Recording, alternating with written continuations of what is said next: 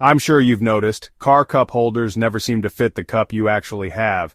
It's like a secret test of patience on your morning drive. So why do they always fall short? Let's get real. Car cup holders just don't work that well. Why?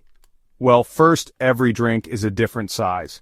Your giant water bottle, your kid's juice box, that tiny espresso cup, they're all shaped differently. But your car only gives you one sized hole to fit them all. Second, car designers try to make cup holders work for every driver everywhere. They have to guess what drinks people like, and that's basically impossible. Some countries love cans, others love tall bottles. There's just no perfect match. And then, there's what's under your cup. Hit a speed bump or take a sharp turn and suddenly, your drink is doing gymnastics. Not even the best cup holder can save you from a really bumpy road. So, what's the solution? Some car makers are adding adjustable cup holders or using grippy rubber to keep drinks steady.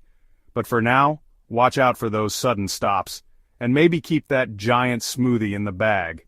Next time your coffee tips over, don't blame yourself. Blame the cup holder, and remember, it's not you, it's the car.